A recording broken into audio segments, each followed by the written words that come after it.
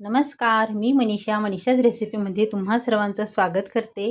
तर आता आपल्याला करायचं आहे कैरीचं लोणचं. अगदी झटपट आणि असं पटकन खाण्यासाठी लोणचं करायचं आहे. तर मी ह्या 3 कैऱ्या घेतल्या, यांना पाण्यात छान भिजू देत आहे.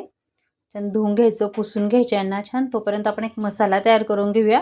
त्या मसाल्यासाठी मी घेतलेली आहे 100 ग्रॅम मोहरीची डाळ, अगदी 4 चमचे असे धणे, 4 चमचे बडीशोप, अगदी थोडेसे मिरे, थोडेसे लवंग, एक 5-6 लवंग आहे, अगदी थोडंसं असं जायफळ, एक वेलदोडा, थोडासा लसूण आणि 2 चमचे मेथीदाणे आणि हिंग. तिखट मीठ आपण लोणचं करता करता टाकणार आहोत. तर आता सर्वात पहिले हे मसाले आपल्याला मिक्सरमधून अगदी दरदरीत असे दळून घ्यायचे आहे. तर मी हे दळून घेते. आपण दुसऱ्या बाजूला तेल गरम करत ठेवूया. तर हे असं दरदरीत छान दळून आपण एका ताटात या पद्धतीने आपण काढून घेणार आहोत.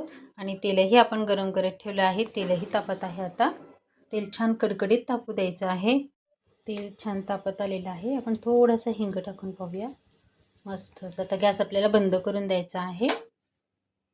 आपण ह्या सर्व मसाल्यांजवळच हिंगही काढून घेऊया. एवढं आपण एक हिंग घेणार आहोत. आता आपण हे गरम तेल पळीच्या साहाय्याने मोहरीवर टाकायचं आहे. अगदीशी थोडी थोडी मोहरी घ्यायची आणि असं थोडं थोडं छान तळून घ्यायचं आहे. आपण अगदी गरम तेलात सर्व मोहरी टाकली तर पटकन ती जळून जाऊ शकते, म्हणून आपल्याला या पद्धतीने लोणचं तळून घ्यायचं आहे. थोडी थोड्या मोहरीवर थोडं थोडं तेल टाकत जायचं.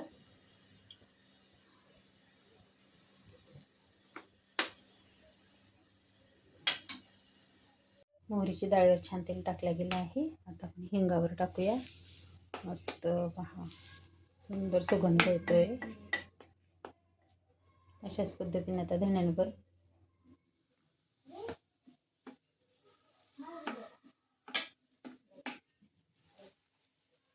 मस्त लोणचं तळताना खूप सुंदर सुगंध येतो. छान. आता बडीशोपवर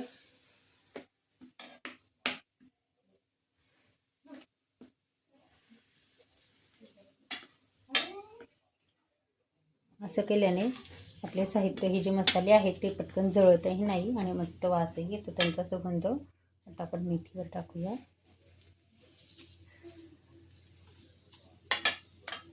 मेथीचे जरी आपण गरम मसाले दळले होते, लवंग, हा मस्त वेलचीचा वास पण छान आला आहे. तसं ती सुगंध आणि चव देणारा म्हणजे आपला लसूण, ते छान तळून घ्यायचं आहे.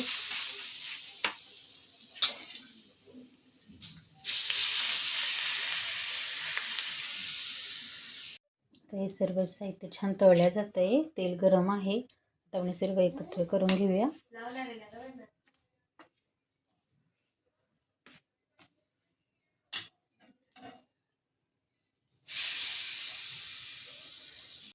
ताटातला छान एकजीव झालेला मसाला आपण कढईत काढून घेऊया.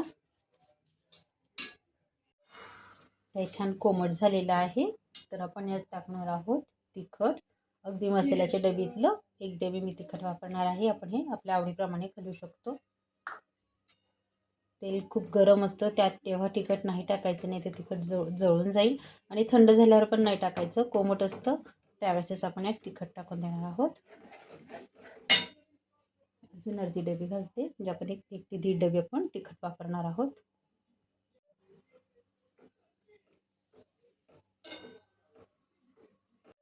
आता आपण यात टाकूया 3 चमचे मीठ. 3 ते 3.5 चमचे मीठ घालायचं आहे. हा,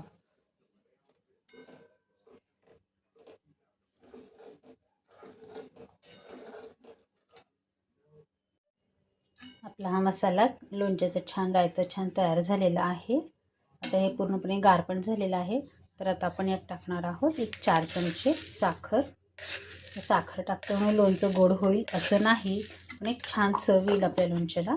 आणि आपल्याला पूर्ण गार झाल्यावरच टाकायची आहे.